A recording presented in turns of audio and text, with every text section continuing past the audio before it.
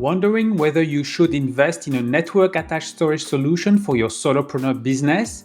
Today's your lucky day, as this is a rebroadcast of episode 38, which originally aired on June 23rd, 2019. It's part of what I retroactively called Season 1, and I apologize in advance for the lower production quality. Quoting Pat Flynn, one of my virtual mentors, "You've got to be cringe before they binge." Stick around till the end, as I will reveal a contest that will take place during the month of August. For now, let's jump into the DeLorean of Back to the Future. Let's punch in June 23rd, 2019 and enjoy a blast from the past. The way I structured the episode is that I will go first of all explain what a NAS is and why you should consider investing in a NAS technology, and why not also the reasons why a NAS would not be a good option for you. Then I go through the different kind of NASs out there, a bunch of options and prices, and then I'll conclude about using a NAS for a Macpreneur business. So what is a NAS? A NAS stands for Network Attached Storage. It's a device with a bunch of hard drives that is connected to your modem router in your home or your office. And the NAS allows to make those hard drives accessible across a local network, but also over the internet. Now, you can replicate somehow capability with a USB hard drive that would be connected to a Mac, but it's different. It's different than having just a hard drive connected to your Mac and shared over the network. So why would we want to even consider a NAS? But first of all, because we can access that data over the internet, that's a good alternative to the cloud storage solutions out there, where usually the plans are for 1 terabyte, 2 terabyte, 3 terabytes. And if you want much more storage, you will pay a lot more. As an example, the NAS that I have can be fitted with up to 4 12 terabyte drives, so 48 terabyte of total storage. So you see, with a NAS, you can think about having much more data than what we are used to with cloud options.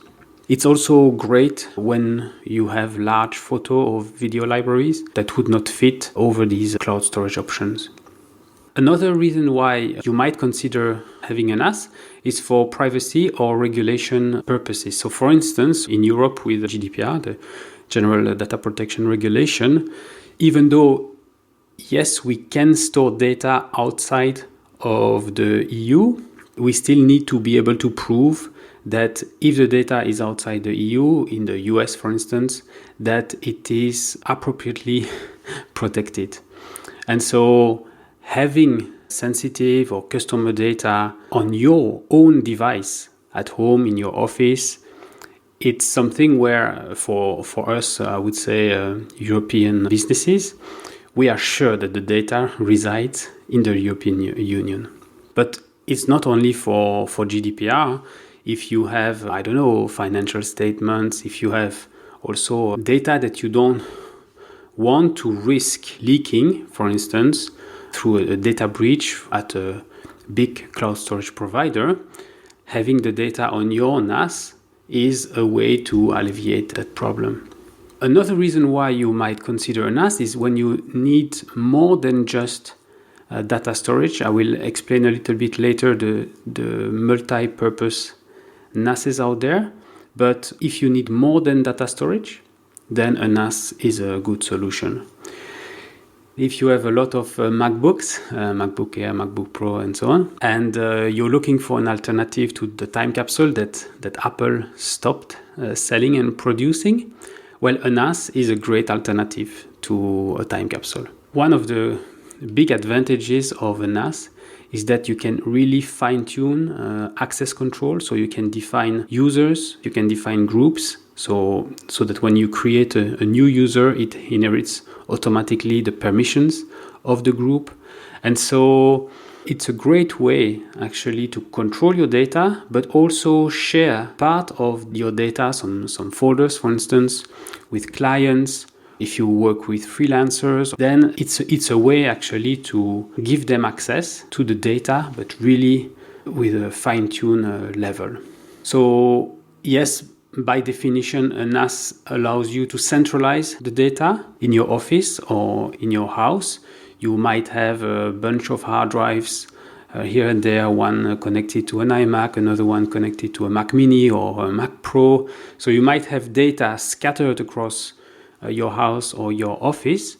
And with a NAS, because it can accommodate a lot of storage, it's a way to centralize everything. And actually, if you have a lot of music and a lot of videos, photos, it's a way to actually have a centralized multimedia hub.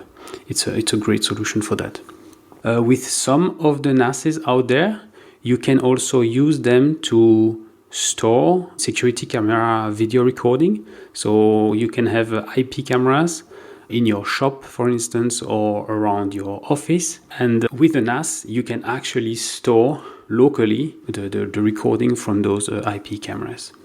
Another reason why you may want a NAS is that because thanks to the storage, you can actually have much longer recovery capability. So with the traditional cloud service provider, if you take the personal tiers or the first level of professional tier, usually you get 30 days file recovery.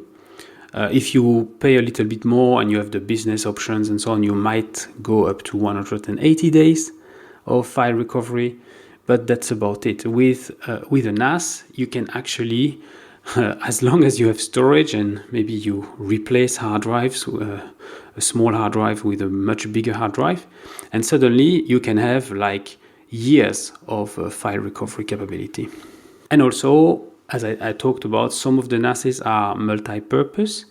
And if you are looking for a solution that will help you actually host your own mail server, a web server, or a collaboration suite, but where you host yourself your data, then a NAS is a great solution. Now, there are reasons why or when a NAS is not a good idea, it's not a good solution. First of all, if you have poor internet connectivity, especially the upload speed at your home or in the office, then you should not invest in a NAS if the main purpose is to have access across the internet. If you want a local access storage and you only access the data locally, it's okay. But as soon as you want to synchronize data across the internet or be able to access any file anytime you want from any device, then it's very important that you have a very good internet connectivity. The same way, it's also important to have enough bandwidth from your internet service provider. So if you have a low monthly bandwidth cap, the NAS would not be a good solution. The examples is when you use internet over cellular connection. So you have a small dongle, USB dongle or something like that, where you have a SIM card in it, and you use that as your internet connectivity for your office or for your home. That's not a good solution. The same way, if you need to transfer or synchronize very large files, sometimes we can talk about gigabytes or even bigger files, and then you really absolutely need to have excellent upload speed and unlimited asterisk bandwidth for your internet connection. Another reason why you may not want to invest in a NAS is if you don't want the overhead of managing, maintaining and backing up your NAS. Because like any other piece of hardware or any piece of storage that you have, you need to back it up. So you need to back up your NAS to an external drive, or you can back it up to another NAS in another location, or you can also back it up to the cloud. So most NASs out there are able to communicate and back up data to Amazon S3, Amazon Glacier, Rackspace, Microsoft Azure, Backblaze B2, Google Cloud Storage, and also all the cloud storage providers that you know, OneDrive, Dropbox, Google Drive, and many others. But that's something that is not only just, okay, I have a NAS now. No, you need to back it up. You need to maintain it, make sure that it has all the security updates. And also you have to make sure that it's available even in case of a power cut.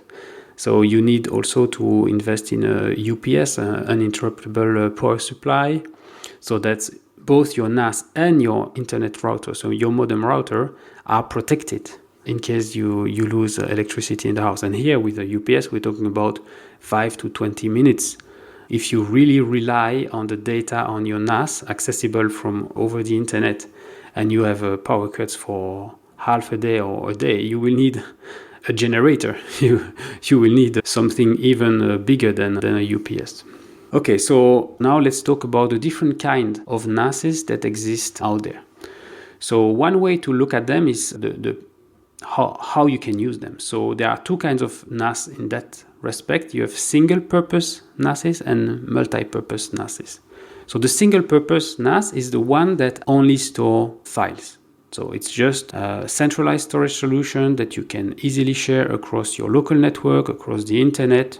It's a hard drive that is attached to your router. So this is single-purpose NAS.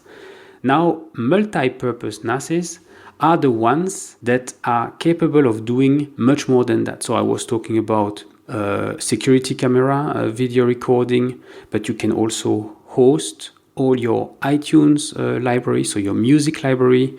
You can host your pictures, your videos, and have them available on your smart TV, for instance. You can host a WordPress site. You could have the development version of your WordPress site locally on your NAS. And then you have up to a full collaboration suite, so like Google Doc, Google Spreadsheet, and so on. You can host a wiki.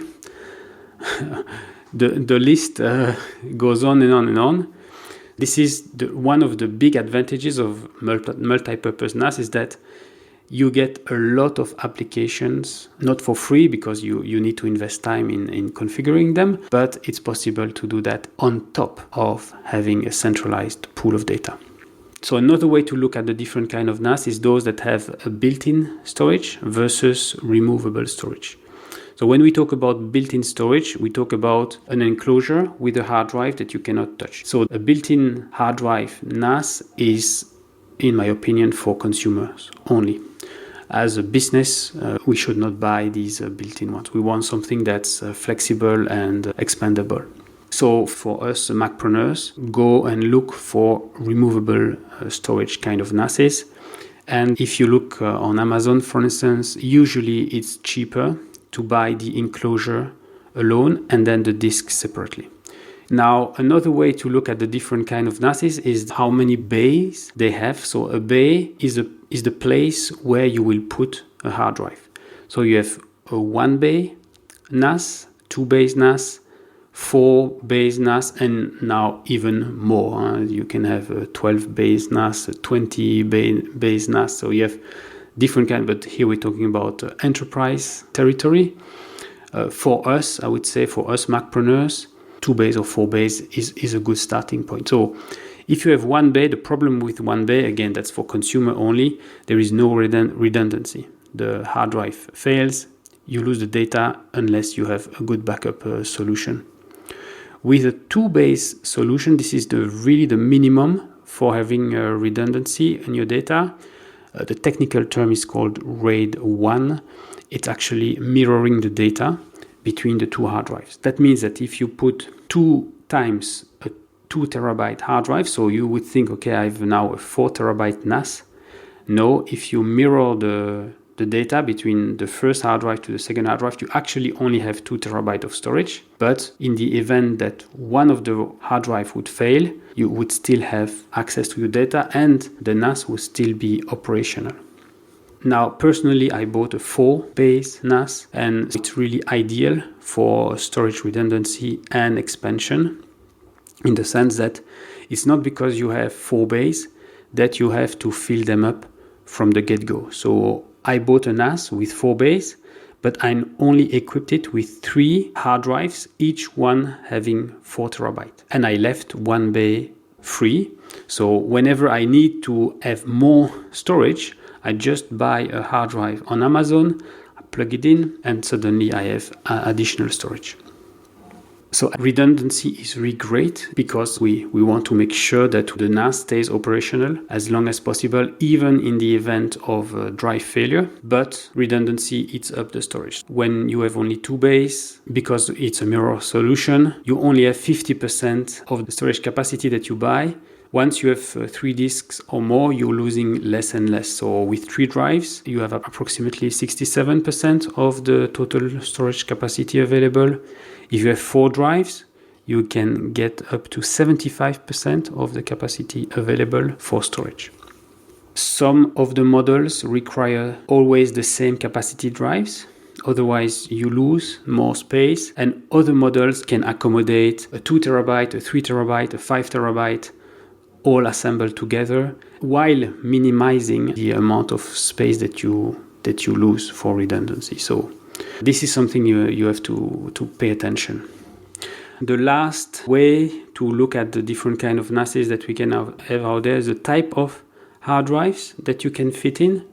So most of the entry-level and consumer grade NASes, they are only capable of fitting 3.5-inch type of hard drives, so the spinning hard drives. But there are other NASes that allow to use 2.5-inch hard drives, so smaller hard drives, and also SSDs.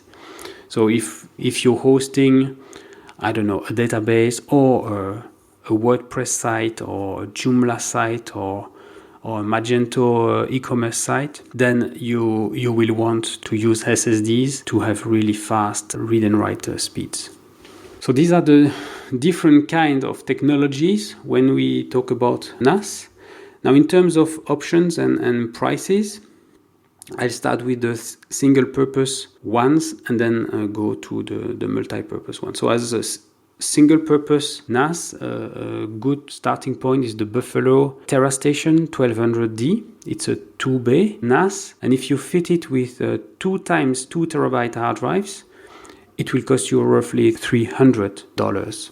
And then from Buffalo, you have also the 1400D, which is a 4-bay drive. If you fit it with 4 times 1 terabyte hard drives, it goes up to $420. The advantage of the Buffalo TerraStation, it has a hot swappable hard drives, meaning that while running, you can remove a hard drive and replace it. You don't need to shut it off. And you can accommodate multiple Time Machine clients on the Buffalo TerraStation. So I'm going quickly on this single purpose one. The ones that I think make the most sense are the multi-purpose one, and the king of a multi-purpose NAS is the Synology. So Synology. So why the Synology? Because it has the largest collection of applications. So it's in Synology term, we call them packages. But these are small applications that can run alongside file storage. So you can install WordPress, Drupal, Joomla, Moodle. You can install PrestaShop, Magento 2 e-commerce site. They have active backup for G Suite and Office 365 solutions. That means if you have data in G Suite or data in Office 365, you can back the data onto your Synology NAS. You have a cloud synchronization if you want to back up local data to the cloud, but with pre-internet encryption. So the data that will be stored in OneDrive, for instance, is fully encrypted and cannot be accessed without the encryption key. You can have an iTunes server, a Plex server, a Logitech media server. For developers, you can run Java 7, Java 8, Node.js up to version 8, PHP 7.2, Python, Ruby. And I've only scratched the surface of all the applications that run on the Synology.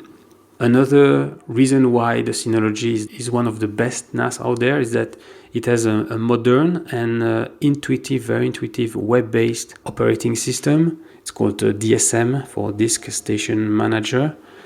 It's based on Linux and it's really, really easy to use. You have macOS and iOS applications for file syncing, automatic photo and video upload. So whenever you shoot a picture from your iPhone, the photo and the videos will be uploaded automatically to your Synology NAS, even when you're abroad.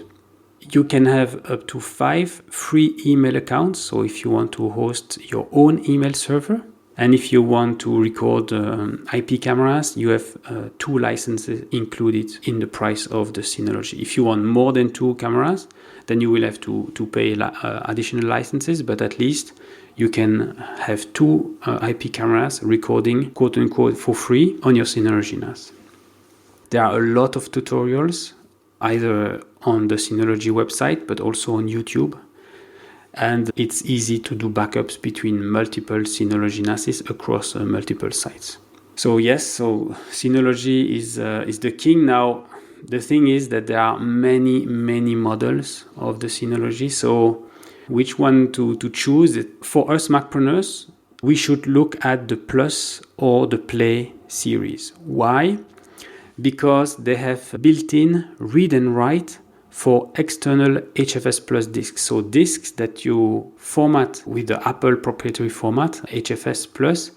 So disks that you can read and write easily, you can take the same hard drive and plug it at the back or at the front of your Synology, and the Synology will be able to read the data out of it. Another reason that you may want the Plus or the Play series is if you want video transcoding, because it has hardware-based video transcoding. Now, for solopreneurs, the Synology Play is good enough. So they have the at the time of recording, the DS218 Play, which is a 2-bay NAS, and if you equip it with 2 times 2 terabyte hard drives, it will cost you roughly $380. It is okay, but pay attention that this DS218 Play does not have a mail server capability.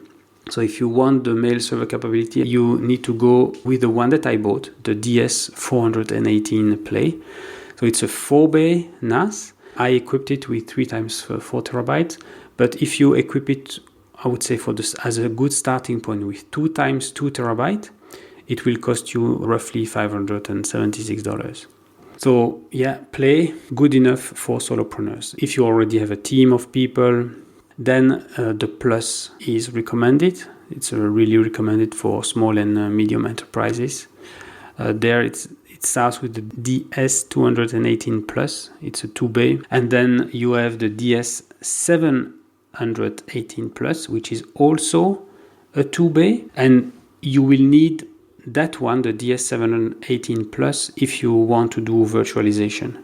If you want a 4-bay Synology with virtualization as well, then you should consider the DS918 Plus. Okay, so to conclude, a NAS is really one of the best ways that we have, Macpreneurs, to control our data.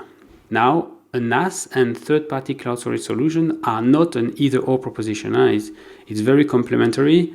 A NAS can be used as your own cloud solution for your business, and you can back it up to Dropbox, to OneDrive, to Google Drive, or other cloud providers.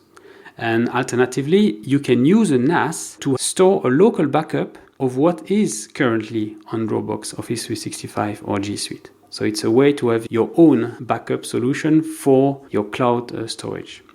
In terms of pricing, it's very competitive compared to the cloud storage solutions out there. So if you look at over a 5 years period, we're talking about something between $60 and $200 per year, depending on the NAS type. So if it's single purpose, multi-purpose, and also depending on the amount of storage. So $60 to $200 per year, it's very competitive. If we talk about single-purpose NASes, they are much cheaper than the third-party cloud storage solutions for similar storage. And if we talk about multi-purpose NAS, it's about the same price as third-party cloud storage solutions, but you get much more capabilities and also expandable storage. You should only consider purchasing a NAS if you have a solid and uncapped internet connection, and if you're ready to take responsibility for maintaining, securing, and backing up this additional device. So It's great, you have more control, but that also means more responsibility.